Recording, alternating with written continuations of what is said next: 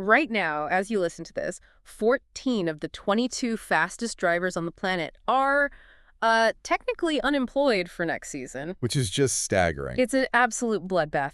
Welcome to this deep dive into the internal data, the paddock leaks, and just the sheer unfiltered desperation that is driving the current Formula One grid. Yeah, desperation is the perfect word for it. Right. I mean, it is mid-April 2026, and we are looking at a situation where literally more than half the field is driving without any kind of safety net for 2027. We are talking about 14 drivers scrambling for leverage in a market that has, completely redefined how contracts even operate. Absolutely. Yeah. And if you're wondering why the entire grid suddenly finds itself in this synchronized state of absolute panic, it really goes back to the massive 2026 regulatory overhaul. Yeah, we aren't just looking at a normal transfer window here. No, not at all. This is a tectonic shift. Teams and drivers purposely timed their deals to expire exactly right now, just so they could see who actually nailed the new engine and aero rules before they committed. It's like a high-speed game of musical chairs, but half the chairs are rigged with explosives. I mean, just how unprecedented is this level of grid instability? It's totally unprecedented. I mean, it is a calculated bottleneck, and it's created this incredibly volatile environment based entirely on performance metrics. You really have to understand the underlying mechanics of what is happening behind the garage doors right now to grasp it. Right. Break that down for us. So teams are locking in their long-term development pathways for 2027 and beyond, right? Uh-huh. And because the engineering margins in this new regulatory era are just microscopic, constructors are demanding absolute multi-year commitment from drivers. But they are offering, what, almost zero security in return? Exactly. Almost zero. The legal paperwork being drawn up right now fundamentally alters the whole power dynamic. Look at the situation at Alpine with Franco Colapinto. Oh, yeah, that's a wild situation. Right. The internal word in the paddock is that he signed a quote-unquote multi-year deal. Now, in the old days of the sport, that meant you had a guaranteed race seat and a fixed salary for 3 seasons. Yeah, you were safe. But that era is dead. Modern contracts now tie race seat guarantees directly to internal constructor development metrics, rather than just driver points. Wait, so hold on. Explain the mechanism there. How does a team legally demote a contracted driver without triggering some massive financial buyout? Because the clauses are tied to engineering correlation. Wow. Yeah. If the car's real-world aerodynamic data drops below a certain agreed-upon threshold compared to the wind tunnel predictions, The team can just pull the plug. the team legally unlocks the right to shuffle their driver lineup. That contract likely guarantees Colapinto a race seat this specific year. But if Alpine fails to hit their own internal downforce targets by November, they hold the unilateral option to demote him. Demote him to what, a reserve role? To a reserve and simulator role in 2027, while keeping him locked completely inside their corporate ecosystem. That is brutal. He cannot leave, but he also cannot race. The drivers are basically navigating a legal minefield right now. So one bad weekend, one missed apex, combined with like a missed aero upgrade from the factory. And you aren't just losing points, you are losing your livelihood. Unbelievable. And that volatile contract structure sets up a massive cascading effect, right? Because the biggest domino in this entire fragile market is, of course, Max Verstappen. Oh, absolutely. If you want proof that Red Bull is undergoing a progressive, agonizing self-destruction, you don't even need to look at the timing sheets. You just look at Jean-Pierre Lambertus. Yeah, the departure of GP is huge. Max's legendary race engineer, the voice in his ear for all those world championships, he is gone. And here is the internal dynamic that is just so fascinating to me.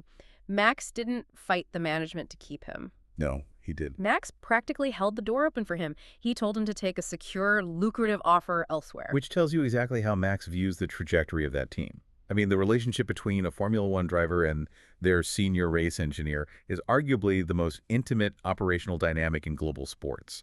Yeah, they are practically married over the radio. Exactly. The engineer is the translator. They are taking the raw, visceral feeling of the chassis from the driver and turning it into mathematical data that the pit wall can actually use to change suspension geometry in real time. Right. So for a multi-time world champion to look his most trusted translator in the eye and say, take the money and leave, It's a huge red flag. it tells you that the internal confidence in Red Bull's 2027 aerodynamic baseline is just non-existent. But Max is technically contracted until 2028, right? Technically, yes. Yeah. But as we just discussed, contracts at this tier are heavily heavily conditional.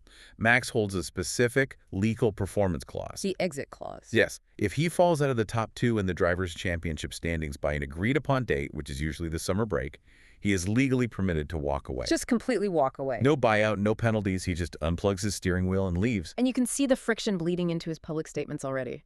I mean, he is openly complaining that something is fundamentally broken with these current 2026 regulations. Oh, he's furious. He's even daydreaming aloud in press conferences about burning the whole hybrid rulebook and returning to screaming V8 or V10 engines for 2030. Yeah, nostalgia is a hell of a drug when your current car isn't turning. Exactly.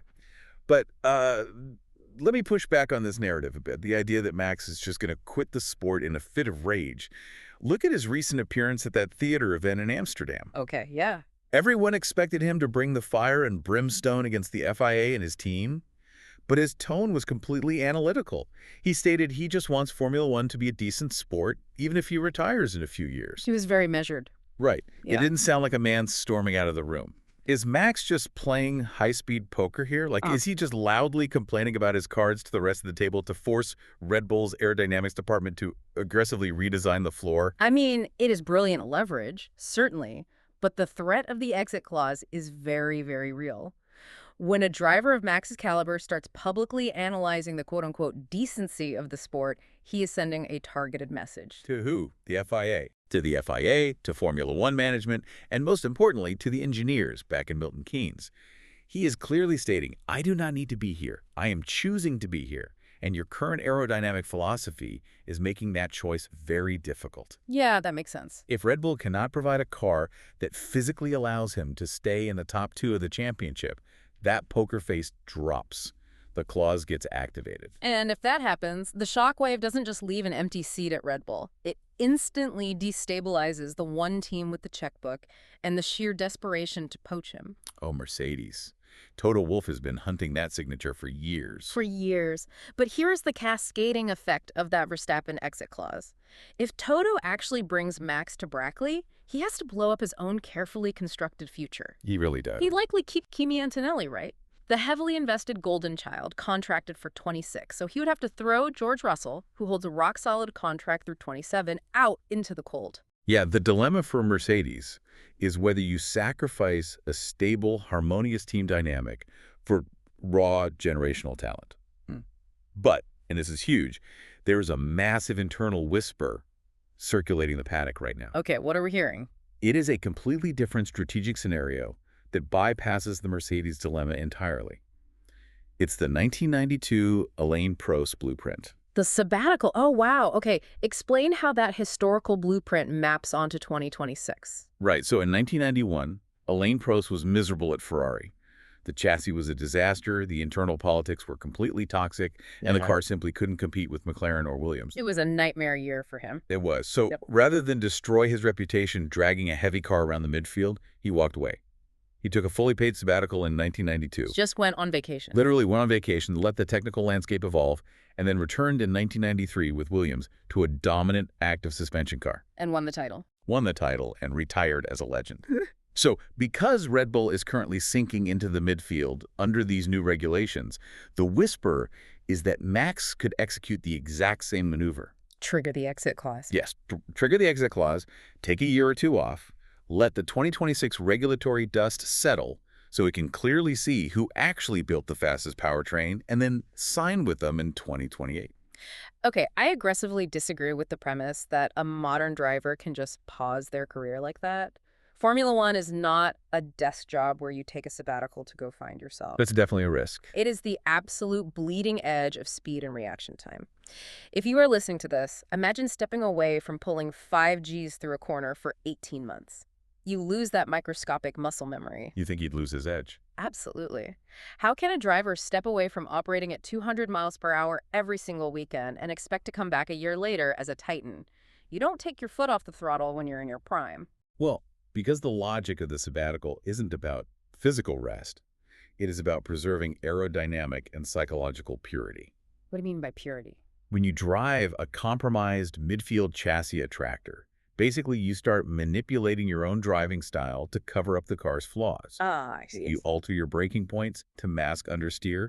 You change your throttle application to compensate for a lack of mechanical grip. So you're basically training yourself to drive poorly. Exactly. You spend an entire season hardwiring bad habits into your muscle memory just to drag a flawed car into the points.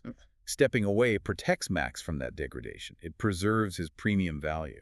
That is a fascinating way to look at it. He remains the mythical champion waiting in the wings rather than the frustrated driver fighting for P7 every weekend. Right. He avoids picking up bad engineering habits. So if Max pulls the ripcord and takes that strategic retreat, or, if he heads to Brackley and forces George Russell out, the most prestigious seat in motorsports still remains untouched. It does. Because if we are looking for the team that actually solved the 2026 regulations, we have to look at Maranello. Yeah, Ferrari has fundamentally cracked the code of this new era. They look terrifyingly fast. The internal aerodynamic data leaking out of the factory suggests they're operating at a microscopic sub 4% aerodynamic drag deficit to Mercedes in high-speed corners.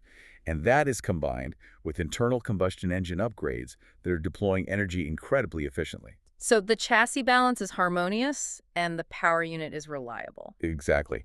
But here is the critical pivot point of the entire market. Lewis Hamilton's contract technically expires at the end of this year. Right, though there is a mutual option for 2027. True, but if Hamilton decides the car doesn't suit him, or if Ferrari decides to shift their timeline, that red seat becomes the holy grail. And if that seat opens up and Max Verstappen is on the open market, does Ferrari management make the ultimate aggressive play to bring Verstappen in? They absolutely do not. Really? And the reasoning is purely based on engineering focus. Okay, walk me through that. While Max Verstappen possesses an undeniable advantage in outright raw pace, Charles Leclerc has proven he is entirely capable of winning a world championship if you give him a car with this level of correlation. So they don't need him. Ferrari does not need to introduce a Max dependency into their factory. And honestly, it makes complete sense when you look at the mechanics of car development. Mm-hmm. Putting Max and Charles in the same garage right now isn't just an ego clash, it's an engineering nightmare. Oh, 100%. It's like locking two starving apex predators in the same cage when you only need one to guard the house. It's like trying to optimize a single piece of software for two completely contradictory operating systems at the exact same time. It's a great analogy. Max wants a front aerodynamic profile so incredibly sharp and pointy that it borders on unstable for anyone else, while Charles needs a rear end that rotates predictably to support his braking phases. If you put them both in the same car, you end up compromising the baseline code for both drivers. Wouldn't Ferrari's management be committing corporate sabotage to risk their current development harmony for a driver civil war? It would be complete corporate malpractice. When you have a chassis capable of winning the Constructors' Championship, the last thing you want is a split development pathway. Or your two drivers forcing each other into the carbon fiber barriers. Exactly. Leclerc knows the internal structure of the team. He knows exactly how the steering wheel maps operate the hybrid deployment. So you stick with Charles? You extend Leclerc, and if Hamilton leaves, you bring in a highly competent, mathematically precise number 2 driver who can gather clean telemetry. You do not bring in Max Verstappen to rewrite the entire aerodynamic philosophy of the team. Wow. Okay, so Ferrari is playing the stability game. But if we look down the pit lane, we find the ultimate high-stakes gamblers. We need to talk about the massive disconnect happening over at Aston Martin. Aston Martin is enduring a disastrous 2026 campaign. They are languishing at the bottom of the timing sheets. It's bad. The car fundamentally refuses to generate tire temperature, and the internal forecasts predict they will be fighting the chassis like animals for the rest of the year. And right in the center of this engineering failure is Fernando Alonso. His contract is up at the end of this year. He is agonizing through a terrible season. Heavily overdriving the car just to sniff the points. Right, all while navigating his age, his shifting life priorities with fatherhood, and just the physical toll of a 24-race calendar. Fernando is agonizing through P9 finishes every weekend. It's painful to watch. But if you look at their balance sheet, the math isn't matching the track results. Under the surface, they are a sleeping giant. They really are. They have infinite capital flowing from Lawrence Stroll. They just brought a state-of-the-art wind tunnel online. They hired Adrian Newey, The greatest aerodynamicist in the history of the sport. to design the future chassis. Plus, they have a brand new works engine deal with Honda, and Aramco is pouring billions into perfecting the proprietary synthetic fuels required for 2026. How long until that off-track leverage actually hits the asphalt? Well, that is the exact question making the Aston Martin seat the ultimate, quote-unquote, triple gamble on the grid. The triple. Yeah, the high-risk, high-reward triple. If Alonso looks at the current suffering and decides he doesn't want to wait for the wind-tunnel correlation to be perfected, he walks away. And that seat opens up. And that empty seat becomes the exact same blueprint as Lewis Hamilton's shocking move from McLaren to Mercedes in 2013. Oh, wow, yeah. Everyone in the paddock called Hamilton crazy for leaving a proven winner to join a messy midfield Mercedes project. But he saw the internal investment. 6 world titles later, he looked like a prophet. Aston Martin is offering the driver the exact same startup investment. It's literally like taking all your capital and investing in a chaotic, messy tech startup right before their massive IPO. But here is where the Honda factor changes the equation for me. Okay, yeah. In these 2026 regulations, the FIA completely removed the MGUH, right? The complex system that recovered energy from the exhaust. Correct. Now, Honda historically struggled massively with early electrical deployment mapping. I mean, we all remember the catastrophic GP2 engines they initially delivered to McLaren. Alonso remembers them very well. Exactly. So removing the MGUH simplifies the electrical puzzle, but Honda still has to get the new synthetic fuel combustion perfectly right. Yeah, the combustion is key now. Does Alonso really have the time or the physical endurance to bleed for this team? To provide the microscopic telemetry required to fix the suspension flaws, just so someone else, some young rookie, can jump into the seat and win the championship in 2030? That is the agonizing calculus Alonso is processing right now. He is doing the heavy lifting. He is identifying the mechanical grip issues and putting his body through the ringer to develop a power unit that might not hit peak efficiency for another 3 development cycles. Which is years away. Right. So he has to decide if he is satisfied being the architect who designs the cathedral, or if he demands to be the one who actually gets to worship in it. Wow. Because if he leaves, someone else is going to step into that factory, inherit Newey's aerodynamic package, and potentially dominate the next era. That is heavy. So while the titans of the sport maneuver around Ferrari and Aston Martin, a brutal war is quietly brewing in the midfield that will define the rest of the 2027 grid. And if you think about how tight the margins are from P6 to P16 right now, you realize this is where careers are quietly ended. Yes, and the most disruptive force in that midfield war is the Audi uprising. Audi is completely shocking the paddock. Oh. This isn't just a corporate branding exercise. Their internal chassis stiffness is fantastic. Their hybrid engine deployment is punching incredibly hard.